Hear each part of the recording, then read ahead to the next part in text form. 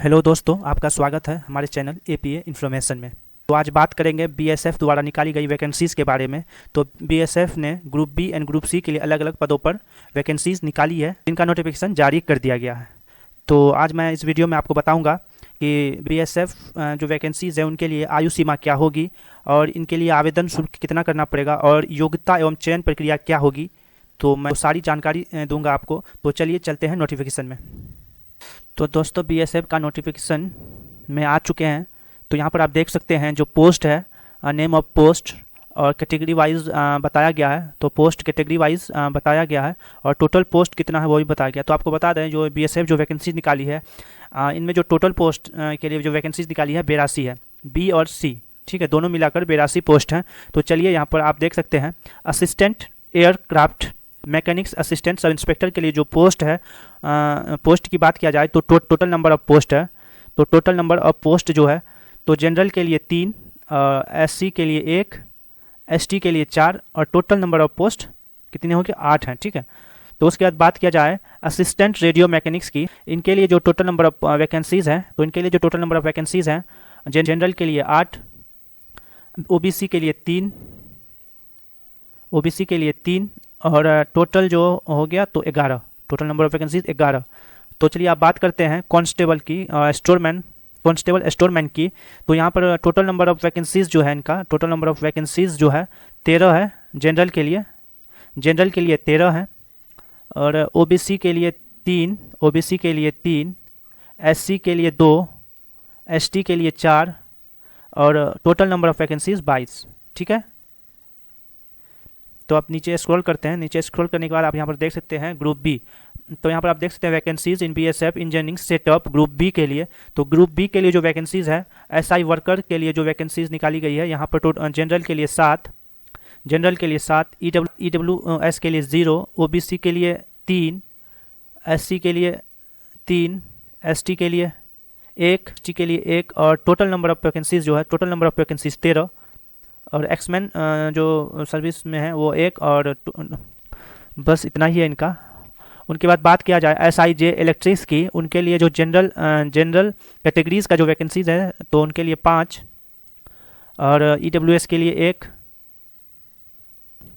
तो यहाँ पर बात किया जाए एसआई वर्कर्स, तो जनरल के लिए 7 हैं और ईडब्ल्यूएस के लिए 0, ओबीसी के लिए 2, एससी के लिए 3, एसटी के लिए 1 और टोटल नंबर ऑफ वैकेंसीज 13 है, ठीक है, और 1 ठो एसमैक्स सर्विस के लिए।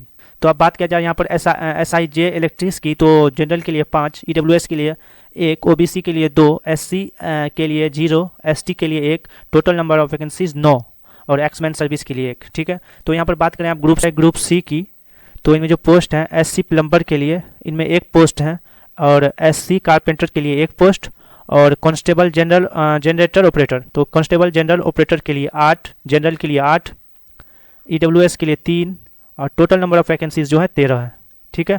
तो उसके बाद बात किया जाए कांस्टेबल जनरल, तो कांस्टेबल जनरेटर मैकेनिक्स की, तो इनके लिए जो टोटल नंबर ऑफ वैकेंसीज हैं सारे को मिला के, तो टोटल नंबर ऑफ वैकेंसीज 14 हैं, जिनमें 5 जनरल के लिए, 2 ईडब्ल्यूएस के लिए, 3 ओबीसी के लिए, 2 एससी के लिए, 2 एसटी के लिए, ठीक है। तो यहाँ पर बात करें लाइनमैन की, कांस्टेबल लाइनमैन की, तो इनके लिए जो वैकेंसीज हैं टोटल नंबर ऑफ वैकेंसीज 9 हैं, जिनमें जनरल के लिए 4, ईडब्ल्यूएस के लिए 1, ओबीसी के लिए 3, एससी के लिए 1 और एसटी के लिए 0 है, ठीक है। तो चलिए आप यहाँ पर बात किया जाए एजुकेशन क्वालिफिकेशन की, तो यहाँ पर बीएसएफ एयरविंग्स के लिए एजुकेशन क्वालिफिकेशन दिया गया, यहाँ पर पोस्ट वाइज दर्शाया गया है और यहाँ पर आप देख सकते हैं। और आप लोग चलिए यहाँ पर बात करते हैं सबसे पहले कांस्टेबल जनरल ऑपरेटर के लिए, तो उसके लिए जो क्वालिफिकेशन चाहिए, तो कांस्टेबल जनरल ऑपरेटर के लिए जो क्वालिफिकेशन चाहिए 10th पास प्लस इलेक्ट्रीशियन या वायरमैन या डिजिटल मोटर मैकेनिक्स में आईटीआई और 3 साल का अनुभव होना चाहिए, ठीक है, तो ही आप अप्लाई कर सकते हैं। तो उसके बाद आप बात करते हैं 6 नंबर की कांस्टेबल जनरल मैकेनिक्स की, इनके लिए जो क्वालिफिकेशन चाहिए, इनके लिए जो क्वालिफिकेशन चाहिए 10वीं पास प्लस डिजिटल मोटर मैकेनिक्स में आईटीआई होना चाहिए, ठीक है। तो इनके 7 नंबर पे बात करते हैं कांस्टेबल लाइनमैन की, तो इनके लिए जो क्वालिफिकेशन चाहिए इलेक्ट्रिकल वायरमैन या लाइनमैन में आईटीआई की होनी चाहिए, ठीक है, तो ही आप अप्लाई कर सकते हैं। 2 नंबर की जूनियर इंजीनियर के लिए, तो इलेक्ट्रिकल इंजीनियरिंग में डिप्लोमा होना चाहिए, तो ही आप अप्लाई कर सकते हैं। तो अब बात करते हैं 3 नंबर की एचसी प्लम्बर की, इनके लिए जो क्वालिफिकेशन चाहिए 10th पास प्लस प्लम्बर में ITI होना चाहिए, तो ही आप अप्लाई कर सकते हैं। तो आप बात करते हैं HP कारपेंटर के